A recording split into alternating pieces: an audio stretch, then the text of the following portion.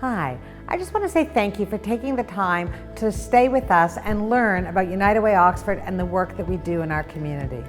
We are 100% local, and that means 100% Oxford County. And our goal is to build a caring, inclusive, resilient community where people can live with dignity, a sense of belonging, opportunities, and hope for the future. And at any given time, some of the struggles and challenges that people face can be our struggles and our challenges.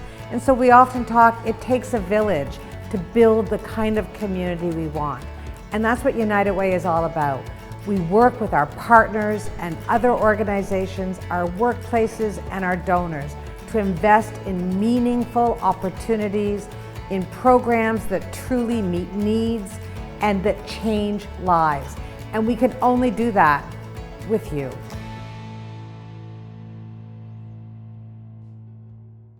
I am so thrilled to be joined today by these three wonderful women representing wonderful organizations across Oxford County. And so thank you, each of you, for joining. And I would like to welcome Kristen Ralph, Jessie Rumble, and Amanda Cook. So Kristen, can I start with you? Yes, I am Kristen Ralph, the Executive Director of Big Brothers Big Sisters of Oxford County. We've been in the county for over 50 years now, providing mentoring services for youth who are at risk. Jessie? And I'm Jessie Rumble. I'm the Clinical Director and Lead Nurse Practitioner at the Ingersoll Nurse Practitioner-Led Clinic. Ingersoll Nurse Practitioner-Led Clinic has been in Oxford County for over 10 years. We're a team-based primary care organization providing primary care, family medicine to 3,000 patients in Oxford County. And last but definitely not least, I'm Amanda Cook. I work for Oxford County Community Health Center. I'm an outreach worker there, as well as the lead for the mobile health outreach bus. At Oxford County Community Health Center, we are team-based as well. We have primary care, both nurse practitioners and doctors. We have nurses, dietitians, outreach workers, housing stability workers. We have a lot of people that just do a lot of things there. You and your organizations are all very well connected and part of sort of that overall community of care across Oxford. And over the last few years, we have certainly seen emerging needs. We've seen new needs and issues that were existing before COVID. And so I'm going to ask each of you to maybe tell and share a little bit about some of those needs that you have really witnessed.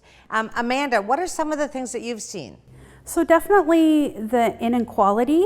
We knew that it was there before, poverty was there, but when COVID hit, people that couldn't access services definitely were then not able to access services because they may not have had phone, internet, things like that, and everything went Zoom and virtual, so that was a big struggle. Yeah, and not everyone has internet or tablets or all of those things, absolutely. Jessie? For us, access to health resources is significant. So many individuals in Oxford County, I think over 18,000, don't have a primary care provider, right? And a big piece through COVID was mental health. Mental health has always been a significant need, but Kelly, as you mentioned, it really came to light during the COVID pandemic. And Kristen, what about your work with youth?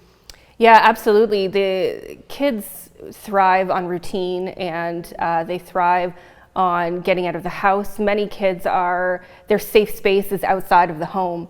And we were seeing kids exposed to toxic stress because their parents were stressed about not having a job, not being able to afford food, being let go from a place that they thought they would be forever.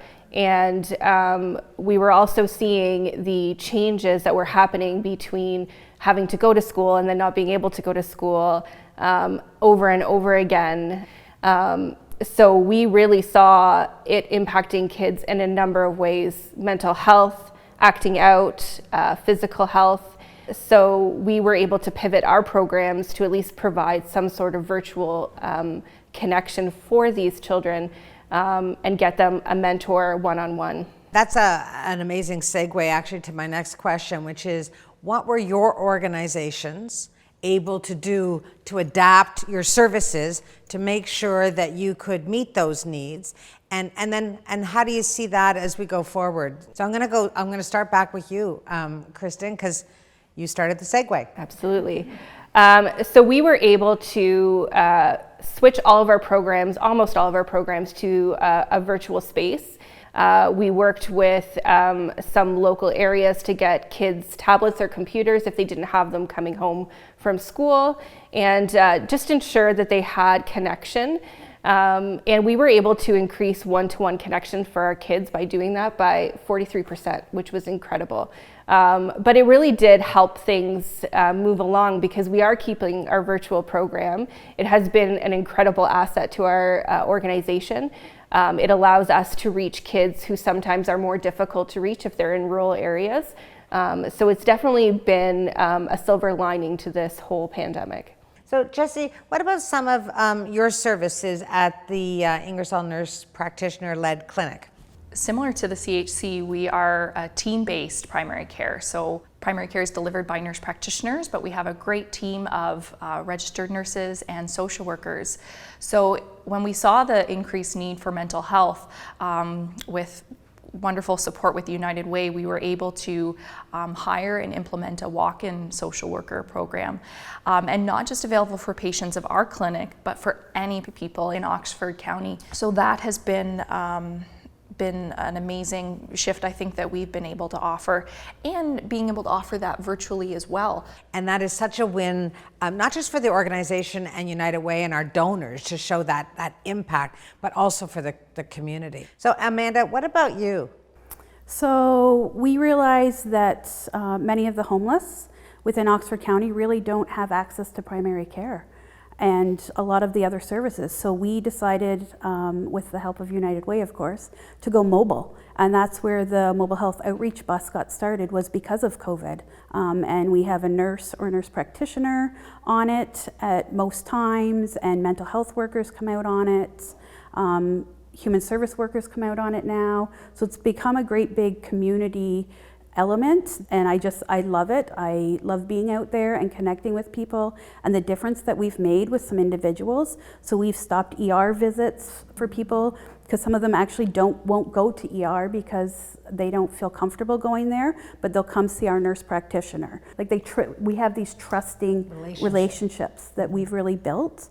Another great thing that we did with United Way was, because we knew food insecurity was huge when COVID first hit, was food for families. So our outreach workers weekly were delivering food that United Way was able to gather, and we just went out weekly and delivered it throughout the communities. Like we did all of Oxford County for that entire program for several months, dropping food off at people's homes.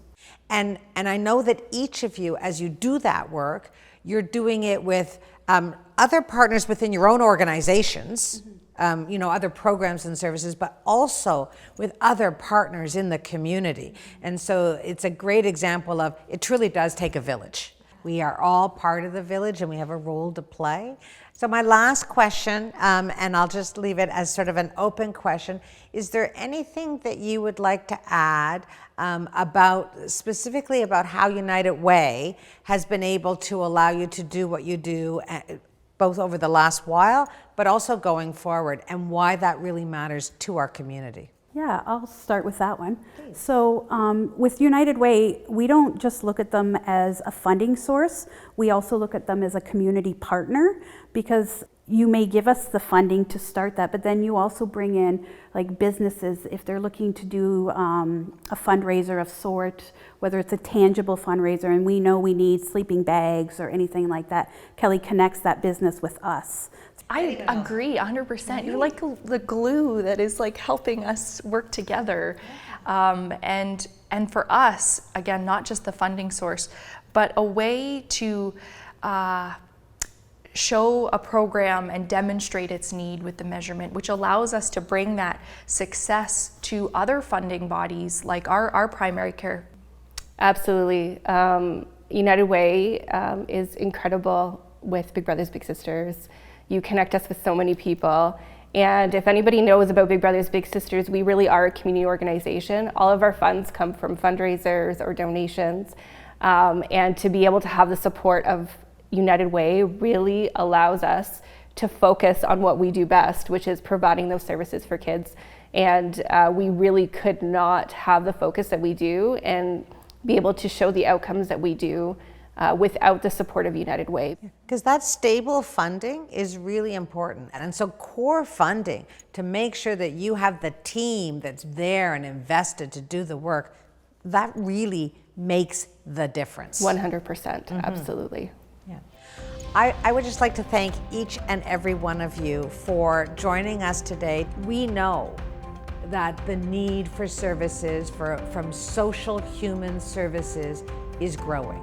We certainly know that there are many individuals and many families and many children and youth who have not yet perhaps reached out for the kinds of services and supports that they need, but we also know that that's coming. And so together we want to make sure that our community is well positioned to have those services at the ready, to be able to help people where they're at, when they need it. And that matters. So thank you for joining us, and thank you for being part of our village, because together we really are changing lives across Oxford County. Thank you.